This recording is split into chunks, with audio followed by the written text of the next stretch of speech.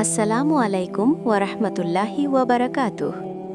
প্রিয় বোনেরা, আজকের ভিডিওটা বিশেষভাবে আমার মুসলিম বোনদের জন্য। একটু নিজেকে প্রশ্ন করুন, আপনি কি অনেক দিন ধরে দোয়া করছেন কিন্তু কবুল হচ্ছে না?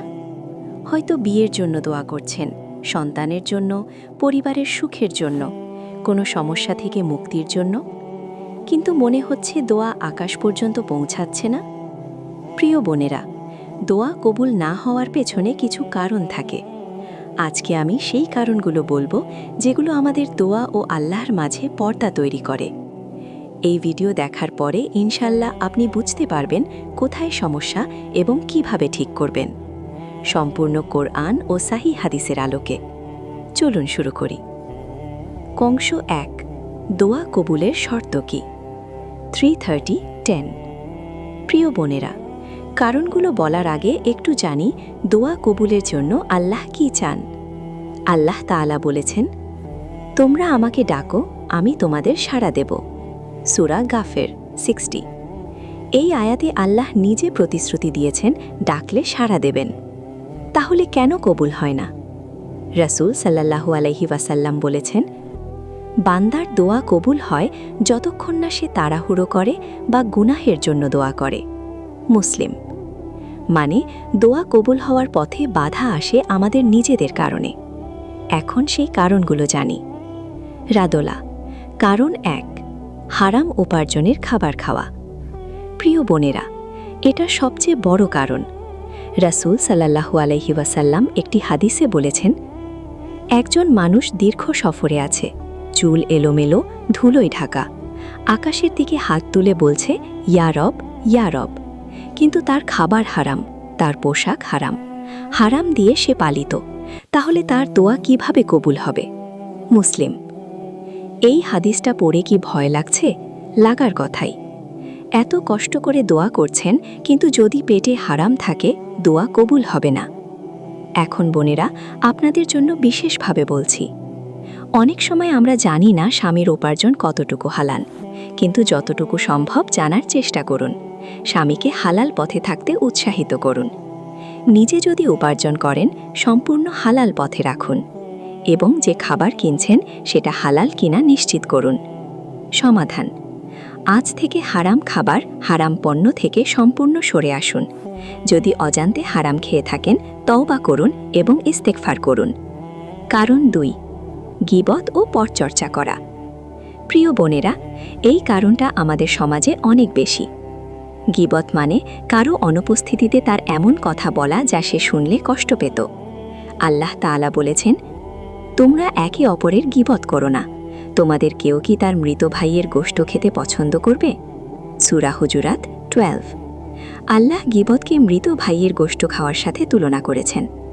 এখন ভাবুন, এই ভয়ঙ্কর গুনাহ করার পরে দোয়া করলে আল্লাহ কিভাবে কবুল করবেন? রাসূল সাল্লাল্লাহু আলাইহি ওয়াসাল্লাম বলেছেন, কিয়ামতের দিন একজন মানুষের আমলনামা নিয়ে আসা হবে। সে দেখবে সেখানে এমন নেকি আছে যা সে করেনি।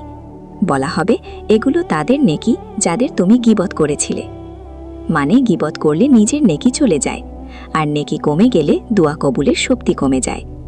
প্রিয় বোনেরা, আড্ডায়, ফোনে, সোশ্যাল মিডিয়ায় অন্যের সমালোচনা থেকে বিরত থাকুন।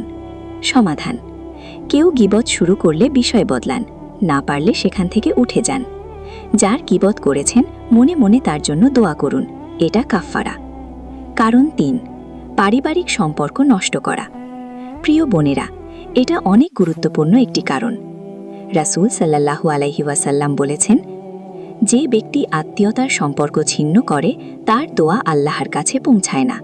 এবং আরেকটি হাদিসে, রহম, আত্মীয়তার বন্ধন আরশের সাথে ঝুলে আছে। বলছে, যে আমাকে জোড়া রাখে আল্লাহ তাকে জোড়া রাখুন, যে আমাকে কাটে আল্লাহ তাকে কেটে দিন। বুখারী ও মুসলিম। প্রিয় বোনেরা, কতজনের সাথে সম্পর্ক নষ্ট আছে? শাশুড়ির সাথে, ননদের সাথে, নিজের মা বোনের সাথে। এই সম্পর্কগুলো নষ্ট থাকলে দোয়া কবুলের পথে বড় বাধা। বিশেষভাবে মা বাবার সাথে সম্পর্ক। আল্লাহ বলেছেন, তোমার রব নির্ধারণ করেছেন যে তোমরা তাকে ছাড়া অন্য কাউকে ইবাদত করবে না এবং মা বাবার সাথে সদাচার করবে। সূরা ইসরা 23। মা বাবার সাথে সম্পর্ক ভালো না থাকলে আল্লাহর সাথে সম্পর্কও ঠিক থাকে না। সমাধান: আজই যার সাথে সম্পর্ক নষ্ট আছে তাকে ফোন করুন, ক্ষমা চান, সম্পর্ক জোড়া লাগান। এটা কঠিন হলেও আল্লাহর জন্য করুন। কারণ 4, অন্তরে হিংসা ও বিদ্বেষ রাখা। প্রিয় বোনেরা, এই কারণটা অনেক গভীর। রাসূল সাল্লাল্লাহু আলাইহি ওয়াসাল্লাম বলেছেন, প্রতি সোমবার ও বৃহস্পতিবারে জান্নাতের দরজা খুলে দেওয়া হয়।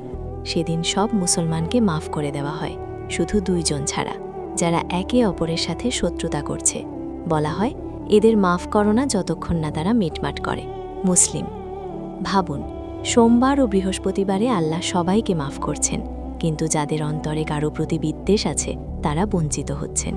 প্রিয় বোনেরা, মনের ভেতরে কি কারো প্রতি রাগ আছে, ঘৃণা আছে, পুরনো অভিযোগ আছে? স্বামীর প্রতি, শাশুড়ির প্রতি, কোনো বন্ধুর প্রতি? এই হিংসা ও বিদ্বেষ আপনার দোয়া ও আল্লাহর মাঝে দেওয়াল তৈরি করছে। সমাধান: মনে মনে বলুন, ইয়া আল্লাহ, আমি অমুকের প্রতি যে রাগ ও বিদ্বেষ রাখি তা আমার অন্তর থেকে দূর করো। আমি তাকে মাফ করলাম। মুখে বলতে না পারলেও মনে মনে মাফ করুন। 2. অংশ 2, দোয়া কবুলের সেরা সময় ও পদ্ধতি। প্রিয় বোনেরা, শুধু কারণ জানলেই হবে না, সঠিক সময়ে সঠিকভাবে দোয়া করতে হবে। সেরা সময় 1, রাতের শেষ তৃতীয়াংশ, তাহাজ্জুদের সময়। রাসূল সাল্লাল্লাহু আলাইহি ওয়াসাল্লাম বলেছেন, রাতের শেষ তৃতীয়াংশে আল্লাহ নিজে বলেন, আছে কি কেউ যে আমাকে ডাকবে? আছে কি কেউ যে ক্ষমা চাইবে? বুখারী ও মুসলিম।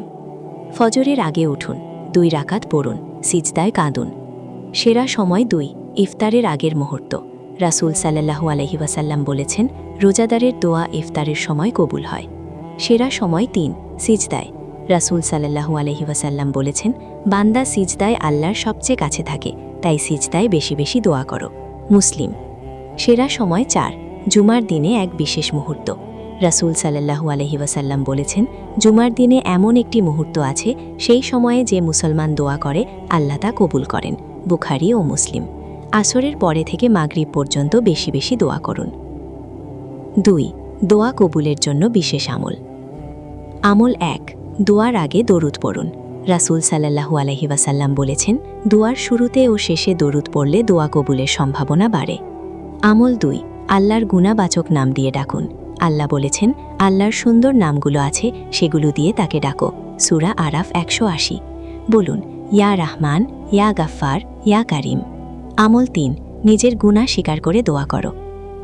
বলুন, ইয়া আল্লাহ, আমি পাপী, আমার অনেক গুনাহ আছে, তবুও তোমার কাছে আসছি, তুমি ছাড়া কে মাফ করবে? আমল 4, অন্যের জন্য দোয়া করুন। রাসূল সাল্লাল্লাহু আলাইহি ওয়াসাল্লাম বলেছেন, যে তার ভাইয়ের জন্য অনুপস্থিতিতে দোয়া করে, ফেরেশতারা বলে, আমিন, তোমার জন্য তাই হোক। মুসলিম। অন্যের জন্য দোয়া করলে নিজের দোয়াও কবুল হয়। প্রিয় বোনেরা, আজকের ভিডিওতে আমরা জানলাম দোয়া কবুল না হওয়ার 5টি কারণ: হারাম খাওয়া, গীবত করা, আত্মীয়তার সম্পর্ক নষ্ট করা, অন্তরে হিংসা রাখা, নামাজে অমনোযোগী থাকা। এই কারণগুলো দূর করুন, তাহলেই আপনার দোয়া সরাসরি আল্লাহর কাছে পৌঁছাবে। আজ রাতে ঘুমানোর আগে একটু সময় নিন, মনে করুন, এই 5টি কারণের কোনটা আমার মধ্যে আছে। এখনই তওবা করুন, ইস্তেগফার করুন। আল্লাহ তাআলা আমাদের সবার দোয়া কবুল করুন। আমাদের দোয়া ও আল্লাহর মাঝের সব পর্দা সরিয়ে দিন। আমাদের হালাল রিজিক দিন, হালাল জীবন সঙ্গী দিন, সুখী পরিবার দিন। আমিন, আমিন, সুম্মা আমিন। ভাই ও বোনেরা, এই ভিডিওটি এখনই আপনার পরিবারের সাথে শেয়ার করুন। কমেন্টে লিখুন, ইয়া আল্লাহ, আমার দোয়ার পথের সব বাধা দূর করো। চ্যানেলটি সাবস্ক্রাইব করুন, বেল আইকনে ক্লিক করুন। আল্লাহ হাফেজ। আসসালামু আলাইকুম ওয়া রাহমাতুল্লাহি ওয়া বারাকাতুহু।